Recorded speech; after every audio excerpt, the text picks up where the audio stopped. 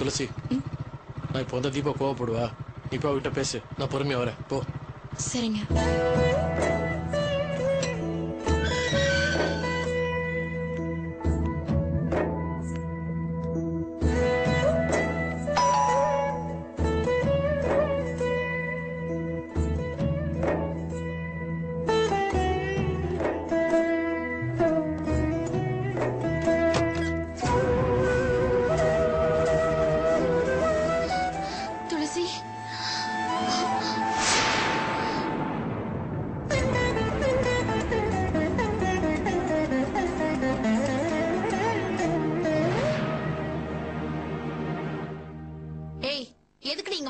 நீ உன் வீட்டுக்கு போ. தீபா சொல்றத கேளு. நீங்க தீபான்னு யாரும் இல்ல. நீ உன் வீட்டுக்கு போலாம். தீபா என் மேல கோவப்படாத. என்னால தாங்கிக்க முடியல. பிளீஸ். நான் எதுக்கு கோவப்படணும்? கோவப்படுறதுக்கு எனக்கு என்ன ரைட்ஸ் இருக்கு? தீபாங்கிறவ யாரோ உன்னை பார்க்க கூட அருகதை இல்லாத பாவினா என்ன எதுக்கு பார்க்க வந்த?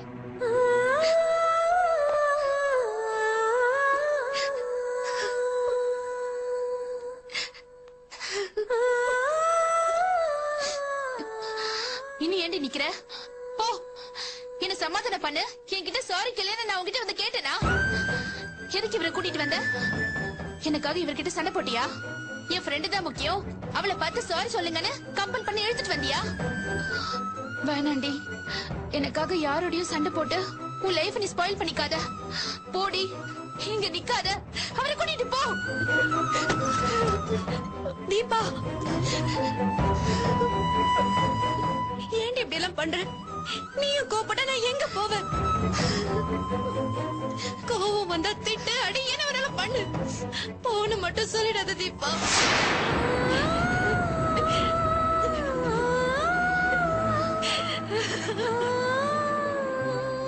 துளசி,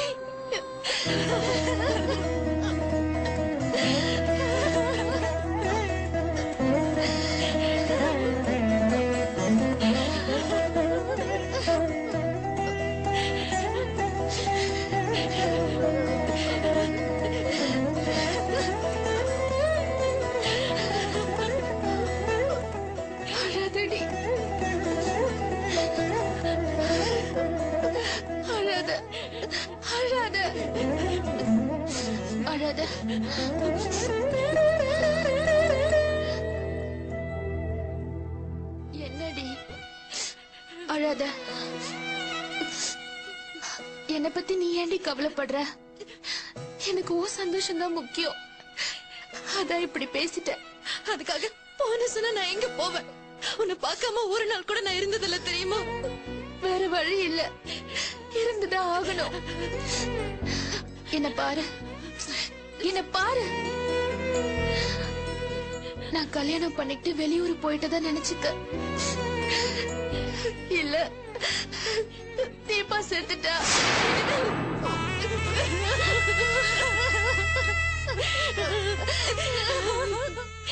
ஏண்டி இப்படி எல்லாம் பேசுற? வேணாண்டி, இப்படி எல்லாம் பேசாத. என்னால தாங்க முடியாது தீபா.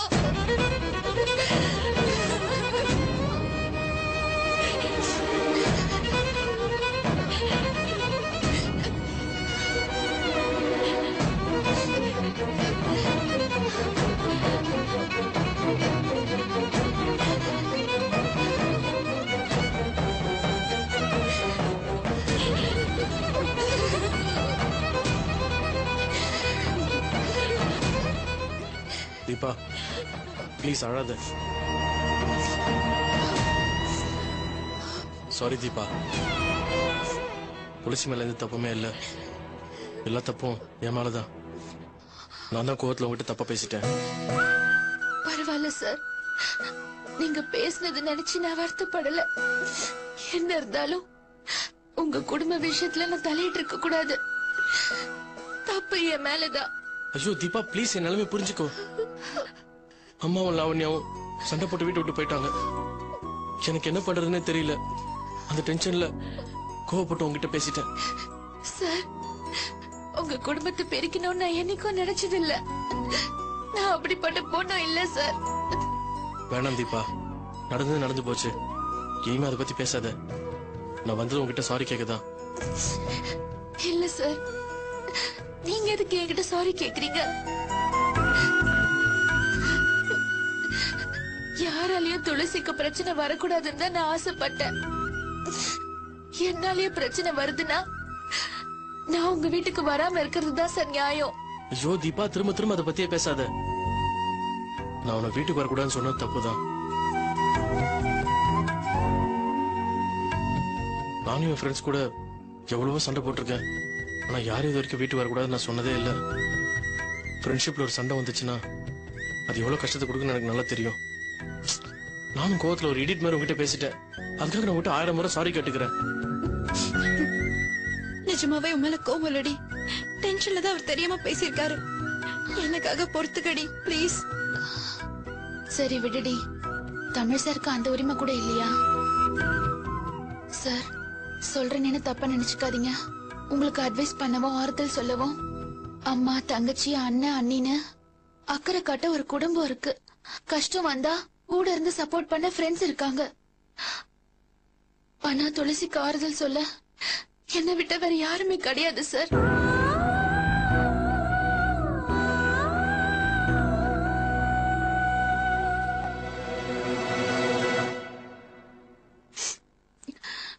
சின்ன வயசுல இருந்தே எனக்கு அவளுக்கு நானு 2 பேரும் ஒன்னாவே இருந்துட்டோம். கோவம் வந்தா எங்களை திட்டுங்க, தப்பு பண்ண 2 அடி கூட அடிங்க. ஆனா தயவு செஞ்சு எங்க 2 பேரையும் பிரிச்சிடாதீங்க சார், ப்ளீஸ். இல்ல தீபா, இனிமே நான் இல்ல, யாராலையும் உங்களை பிரிக்கவே முடியாது. நானும் இந்த மாதிரி அறிவுகிட்டத்தனமா நடந்துக்க மாட்டேன். என்ன நம்பு தீபா. Thanks sir. நீங்க 1000 சாரி சொல்றதை விட இந்த ஒரு வார்த்தை எனக்கு ரொம்ப சந்தோஷமா இருக்கு. இனிமே துளசி கிட்ட ஃப்ரெண்டா மட்டும்தான் பழகுவேன். வேற லிமிட்டை தாண்ட மாட்டேன். பாத்தியா, திரும்ப திரும்ப அதே பேசிட்டு இருக்கிய. நானும் தப்ப ஒத்துக்கிட்டேன்ல. இந்தா கண்ணத்துல கூட போட்டுக்கிறேன்.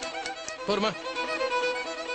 இல்ல சார், என்னதான் துளசிக்கு ஃப்ரெண்டா இருந்தாலும் உங்க பர்சனல் விஷயத்துல தலையிட்டு இருக்க கூடாது.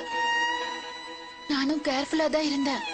இருந்தாலும் துளசி ஃபர்ஸ்ட் எக்ஸாம் எழுத முடியாம போனதும் என்னால தாங்கிக்க முடியல.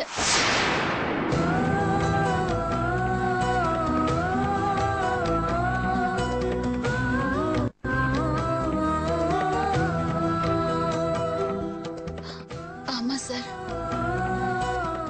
வீட்ல ப்ராப்ளம் இருந்தா யாராலையும் என்னதான் நல்லா படிச்சிருந்தாலும் எக்ஸாம் எழுத முடியாது. துளசி படிப்பு உயிரா நினைக்கிறவ.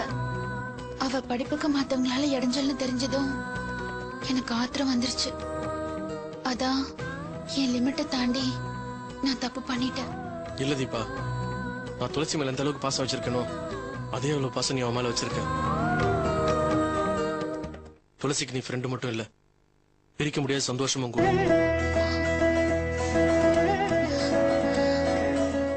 துளசியால உன்னை விட்டு ஒரு நாள் கூட பிரிஞ்சிருக்க முடியாதுன்றத ஏன் உன்னாலையும் தான் இதை நான் இன்னைக்கு நேரிலே பார்த்துட்டேன். இனிமே நீங்க 2 பேரும் எப்பவும் போல இருங்க. உங்க ஃப்ரெண்ட்ஷிப் நடுவுல நான் வரவே மாட்டேன். Thank you sir. ஏய், இன்னும் என்ன அழுதுட்டு சின்ன குழந்தை மாதிரி கண்ணை தொடச்சுக்கோ. ஓடி, கொஞ்ச நேரத்துக்கு முன்னாடி எப்படி எல்லாம் பேசின தெரியுமா? சாரிடி, ஏதோ தெரியாம பேசிட்டேன். வேணா உனக்கு காஃபி போட்டு கொடுத்து உன் காலில் விழுந்து மன்னிப்பு கேட்கட்டுமா? இருங்க, காஃபி போட்டு எடுத்துட்டு வரேன். இருமா தீபா, நான் வெறும் காஃபி மட்டும் தானா? 2 திக்கு ஃப்ரெண்ட்ஸும் ஒன்னா சேர்ந்து இருக்கீங்க. அதுவும் நாங்க 2 பேரும் சேர்ந்து முதல் தடவை உங்க வீட்டுக்கு வந்திருக்கிறோம். வெறும் காஃபி குத்தி ஏமாத்தன்னு பாக்குற, வேற எதுவும் கிடையாதா? உங்களுக்கு என்ன வேணாலும் கேளுங்க சார், நான் செஞ்சு தரேன். கேசரி, அல்வா, குலோப் ஜாமுன், பிரியாணி, தயிர் சாதம், உப்புமா, எது வேணாலும் கேளுங்க. ஐயோ நீ நிறுத்துமா. நீ சொல்ற காம்பினேஷன் சாப்பிட்டா வயிறுல கலங்கிட போல இருக்குது. நீ வெறும் காஃபி மட்டும் போட்டு கொண்டு வா போதும். சரி, உன் அம்மாவும் தங்கச்சிங்களா எங்க? கோயிலுக்கு போயிருக்காங்க, இப்ப வந்துருவாங்க. அப்படியா? சரி சரி. ஏய், 3 பேருக்கும் நான் மட்டுமே காஃபி போட முடியுமா? வந்து ஹெல்ப் பண்ணுவா.